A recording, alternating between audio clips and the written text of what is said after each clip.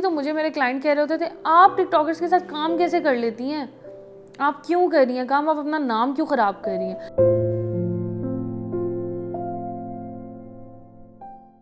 इसमें यह था कि हमारी सोसाइटी में आजकल कुछ अरसा पहले एक बात स्टार्ट हुई थी कि टिकटॉकर्स एंड यूट्यूबर्स उनको तो अच्छा नहीं समझते।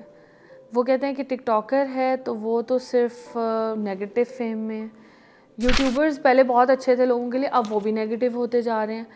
I don't know why, but ये चीज़ है और इसको हमारे काफ़ी कुछ नॉन सेलिब्रिटीज़ हैं जिन्होंने इस चीज़ को बहुत बढ़ाया है।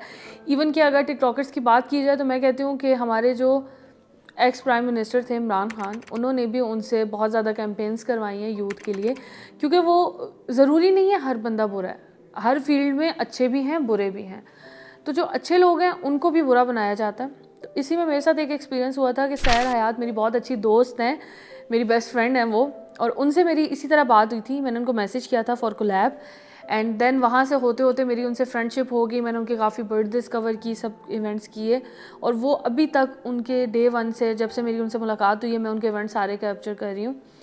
तो पहले लोग बहुत पॉजिटिव थे, Aahista Aahista I don't know why TikTokers होने बैड उसमें चले गए, नेगेटिव फेम में जा रहे थे और लोग बहुत बुरा समझने लग पड़े। और मुझे ऐसे ऐसे मतलब मैसेजेस आए और ऐसी ऐसी चीज़ें थी कि लोग कहते थे आप टिकटॉकर्स के साथ क्यों काम कर रही हैं, ये क्यों कर रही हैं, वो क्या। और मैं इवन के शूट्स पे होती थी तो मुझे मेरे क्लाइंट कह रहे होते थे, आप टिकटॉकर्स के साथ काम कैसे कर लेती हैं, आप क्यों कर रही हैं काम, आप अपना नाम क्यों ख़राब कर रही हैं।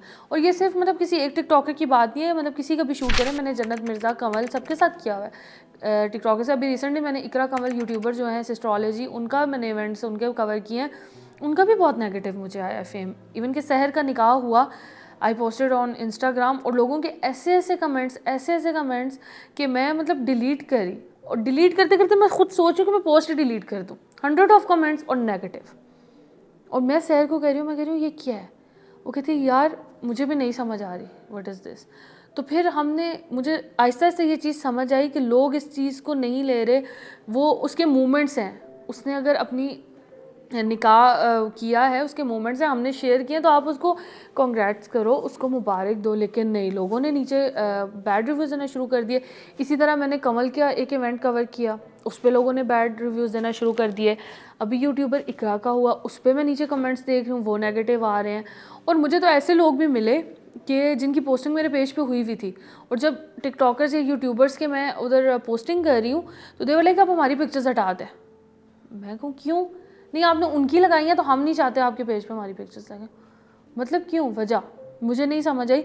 हमारे मेकअप आर्टिस्ट हैं, काफ़ी फोटोग्राफर्स हैं, सब काम कर रहे हैं, लेकिन सबका जब मैं देखती हूँ, सिर्फ ये मेरे साथ नहीं होता, मेरे जो कोलीग्स हैं वो सब समझ जाएँ, या जो और इस बिज़नेस में फोटोग्राफर्स हैं, सबको ये चीज़ पता है कि अगर आप किसी टिकटॉकर की, किसी यूट्यूबर की, और अब तो इवन कि सेलिब्रिटीज़ की, अब तो सेलिब्रिटीज़ भी आवाम हमारी जो है ना पब्लिक, उसको भी वो ले गए, सेलिब्रिटीज़ को भी इसी लाइन में उन्होंने कर दिया है कि नहीं ये सब बुरे हैं।